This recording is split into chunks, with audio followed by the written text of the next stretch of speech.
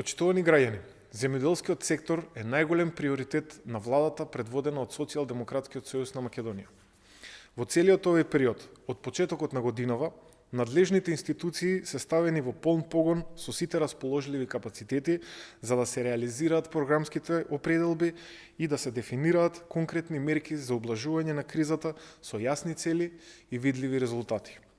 На почетокот на годината го најавивме интервентниот фонд во земјоделството со иницијален буџет од 250 милиони денари во период кога се уште немаше навестување од воени дејствија во Европа.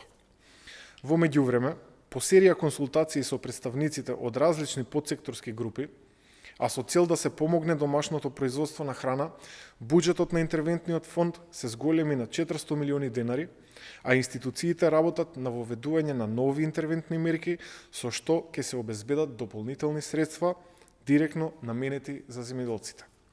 Истовремено продолжува праксата на редовна исплата на субвенциите. Од почетокот на годината досега, платежната агенција реализираше над 1 милиарда и 260 милиони денари, односно над 20 милиони евра субвенции за лозарите, поледелците, производителите на млеко, за малите земјоделски стопанства и другите дополнителни мерки. А следуваат и исплатите на субвенциите и за тутунопроизводителите, овоштарите, како и за производителите на градинарски култури.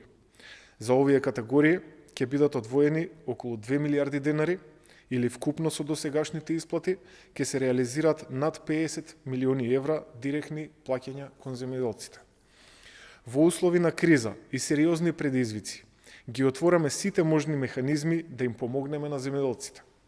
Владата предводена од СДСМ го исполни и ветувањето за брзо спроведување на исплатата на штети од елементарни непогоди за минатата година, која ги опфати општините Росоман, Демиркапија, Карбинци, Богданци и Ранковце.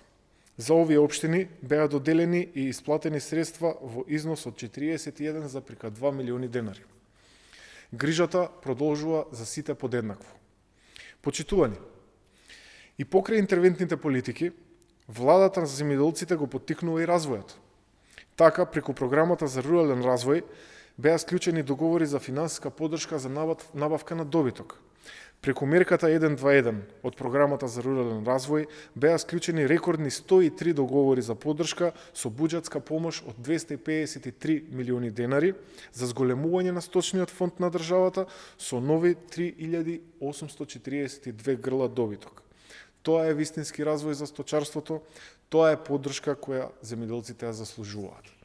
Почитувани земјоделци, ве повикуваме да ги следите активностите на надлежните институции и да се информирате за сите можности кои ги нуди Националниот план за производство на храна, за партнерски да ги постигнеме зацртаните цели. Социјалдемократскиот сојуз на Македонија секогаш ќе биде на страната на земјоделците. Ви благодарам.